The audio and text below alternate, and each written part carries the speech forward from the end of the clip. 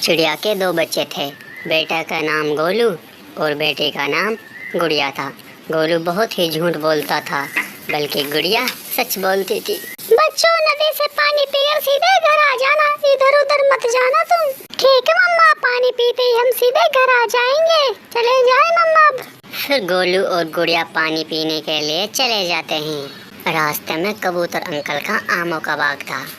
गोलू आमों के बाग में चला जाता है।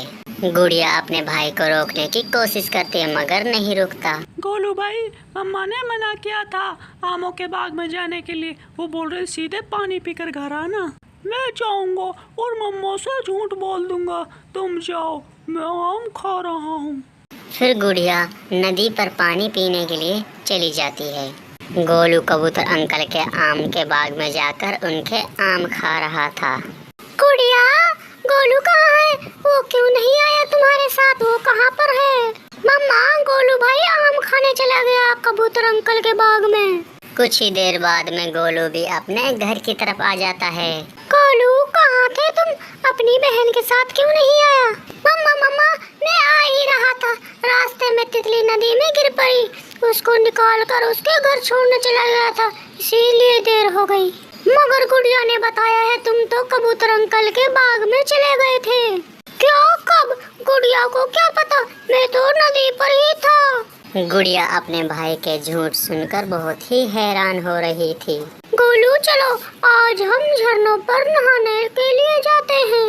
मगर जग्गू, मेरी अम्मा नहीं मानेगी। अपनी अम्मा से कहना मैं और जग्गू पढ़ाई कर रहे हैं, आओ जग्गू के घर जाकर। फिर गोलू अपनी घर की तरफ भागा भागा आता है। मम्मा, आज मैं जग्गू के वहाँ जा रहा हूँ, वहाँ मिलकर हम सब पढ़ाई करेंगे। मगर ध्यान रहे गोलू बेटा, कोई शरारत नहीं करनी, अपनी अच्छे से पढ़ाई करना है। ठीक है मम्मा, हम कोई शरारत नहीं करेंगे। फिर गोलू अपनी अम्मा से झूठ बोलकर जग्गू की तरफ चला जाता है। फिर गोलू और जग्गू अपने बैग एक पेड़ के नीचे रखकर वहाँ से चले जाते हैं। फिर वो दूर झरनों की तरफ भागे चले जाते हैं। फिर जग्गू और गोलू उस झरने में जाकर नहाने लगते हैं कि गोलू उसमें डूब जाता है। प्यारे दोस्तों, इस कहानी से आपको क्या सीख मिली, कमेंट में ज़रूर बताएं। कभी भी झूठ नहीं बोलना चाहिए। आंटी भाई, अगर आप ना होते तो मेरे लिए काम बहुत मुश्किल होता। टूनी बहन, मुश्किल समय में ही पक्षी एक दूसरे के काम आते हैं। फिर टोनी चिड़िया अपने लिए घर बनाने के लिए वहाँ से निकल जाती है। टोनी चिड़िया कुछ लकड़ियाँ इकट्ठी कर कर एक पेड़ पर रख देती है। फिर टोनी चिड़िया उस लकड़ियों को पेड़ पर रखकर अपना काम शुरू करने लगती है। टोनी चिड़िया अपना काम करने लगती है कि तभी वहाँ गोरी कौवी आ जाती है। तुम किससे पूछकर बना रही हो यहाँ? ये पेड़ तो मेरा है, चलो भागो यहाँ से तुम। गौरी बहन, जितना आपका अधिकार है इस पेड़ पर, उतना मेरा भी अधिकार है। हाँ, मेरा ही अधिकार है इस पेड़ पर। चलो कमजोर चिड़िया, भागो यहाँ से, वरना तुम्हें मार लगाऊंगी। गोरी कौवी उस टोनी चिड़िया को वहाँ से भगा देती है। टोनी चिड़िया कबूतर के पास आ जाती है। टोनी बहन, तुम्हारा घर का काम कहाँ तक पहुँचा है?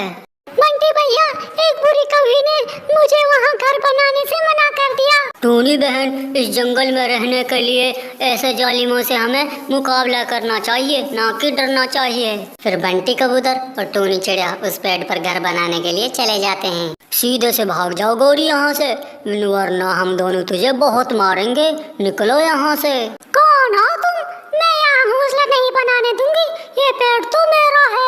देखो गौरी कौवी, मैं तुम्हें अभी अच्छे से समझा रहा हूँ, निकल जाओ वरना तुम्हें बहुत मारूंगा। मुझे जानते हो, मैं बंटी कबूतर हूँ। फिर बंटी कबूतर और टोनी चिड़िया उस गोरी को वहाँ से भगा देते हैं। जीने के लिए थोड़ा बहुत मुकाबला करना सीखो चिड़िया, ऐसे कोई भी नहीं रहने देता। फिर टोनी चिड़िया और बंटी कबूतर वहाँ घर बना लेते हैं। फिर टोनी चिड़िया एक अंडा दे देती है।